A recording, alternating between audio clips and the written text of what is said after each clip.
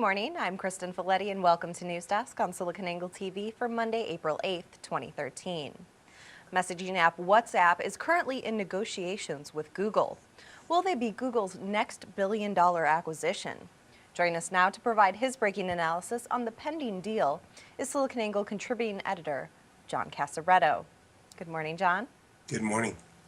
The WhatsApp-Google deal, which is said to have started 4 or 5 weeks ago, is reported to be close to $1 billion right now. WhatsApp is supposedly playing hardball and jockeying for a higher acquisition price. So, John, to begin, what kind of pool does WhatsApp have in the negotiating process? Well, it's one of those situations where Google is looking at this market and they really want to be taken seriously on mobile in terms of this burgeoning market that's out there, that's happening with these social apps that are really more like messaging apps slash social network apps, exactly what WhatsApp is. And it really needs to pull one of these apps that are out there in and get it going quickly, in order to. So Google's kind of in a time crunch on this one to try to make this work because this is a segment of apps that's out there. It's just exploding. Is $1 billion WhatsApp valuation fair price, or do you think that valuation is being overshot? Well, it seems like the market is set by this whole Instagram purchase a year ago by Facebook. That seems to kind of be like the realm where they're playing. WhatsApp has this estimated revenue of about $100 million a year. That's from the outside looking in. But it is huge app. It's the #1 paid app in more than 100 countries. It's got a huge user base that seems to be growing. It's got proven monetization behind it. It sells its app. It's not a free app. And it also has a bunch of alliances, some revenue that it generates through some partnerships with international telecommunications companies. Following Facebook's Instagram buyout last year, it seems messaging apps have become the dominating force in the social media market. John, why are messaging apps thriving right now? Well, it's one of those things where it's just really it's time that it's arrived. Communication and social networking are really something that goes hand in hand, and I think that people nowadays prefer to communicate with friends on a very personal level, a very instant level, and this is the kind of thing where you start out sharing some things privately and building your circle out from there. So it's a little bit of a reverse of the Facebook model where you build this circle and then you start sharing things. This gives you a very instant feedback, very instant communication, and it just seems very natural at this point. And it's time has arrived. The apps are there, the connectivity's there. Broadband has expanded. It's time for these kinds of apps to really, it just has arrived. Why does Google need to address messaging as part of its mobile strategy, and why now? Well, it's thus far been a huge gap in as far as their strategy goes. The mobile messaging has been taken over by these smaller apps, and as a matter of fact, just last week we talked about Facebook and Facebook Home. Well, they have this piece of that app in there called Chat Heads, which really is more of a move towards that same type of quick strategy, that quick social networking strategy. And Google doesn't really have an answer for that at this point. So they're kind of, again, under the gun, and they need to get something going here because they haven't developed one so far. So this is a bit of a natural. So speaking of competition, what does Google's competition look like when it comes to messaging, and what do they need to do to be taken seriously as a competitor in the messaging world?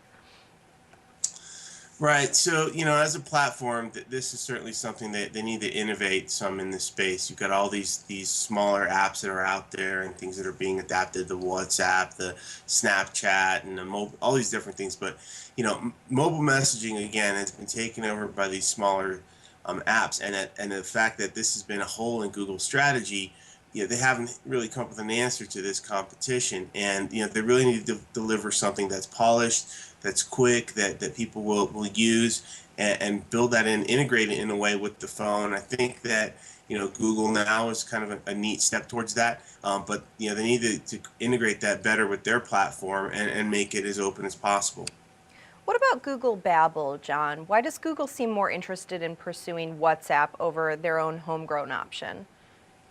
Well, yeah, and that's a bit of where Google has gone. There's been some talk about this Google Babel this was going to be the answer for this, but Google doesn't have time to really go through rebuilding this thing and rebranding a competitive messaging app, bringing that in, and really entering this whole game too late.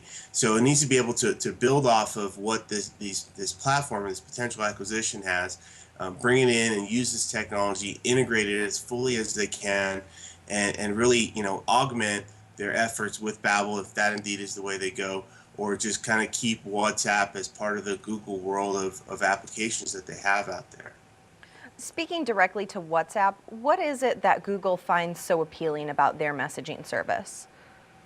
Well, there's a number of things, but I think the thing that sticks out the most is that messaging again is a big gaping hole for Google as far as their mobile strategy. They've got Google Plus and they have different points of integration. They've done some things right, but that instant sharing and things like that is not something that has really caught on all that well. They haven't really put a lot into that thus far. But I think that they're looking at this and looking at getting their hands on a profitable leader and one that has a wide growing user base. And I think in terms of the prospects for that, it would be a pretty instant win for them. In your opinion, does WhatsApp have the chops to be Google's next billion-dollar acquisition? I believe so. I mean, it's again, it's profitable. It's a large scale operation. It's active in many countries now, and it's number one in more than 100 countries as far as the user base. 750 mobile networks. It's something that's growing, and we keep hearing about these types of apps growing. And I think that that combined with the subscription fee basis, combined with the alliance with the partnerships with the international telecommunications companies, all of that just kind of adds up, and it builds that whole. It verifies that the numbers are there, and I think that that there's a great model there. Whether Google chooses to pursue that or play that out fully remains to be seen. But I think that the acquisition, as far as an asset, is going to be phenomenal for Google if this indeed comes true. If this does follow through, how quickly do you think we'll see WhatsApp become integrated with the Google ecosystem? Well, I think if we look at history, it probably would be fairly quick. I think, within the next revision that would come out, we'd probably see this being integrated on either on a phone platform or a revision of Android. We'd see it integrated pretty quickly. And as you know, these Android phones, the leading Android phones, come out rather quickly. Every 2 to 3 months, we see a new leading phone. And I think that that would be an excellent starting place for Google to implement this and announce this and get this integrated and the word out there. Well, John, thank you so much for taking the time this morning. Great to see you. Thank you. And on the way this Monday morning, why Zynga executives are facing lawsuits from their own employees, and Twitter bots threaten to take over the web. But first, SiliconANGLE founding editor Mark Risen-Hopkins joins us to discuss Microsoft's latest plans surrounding Xbox.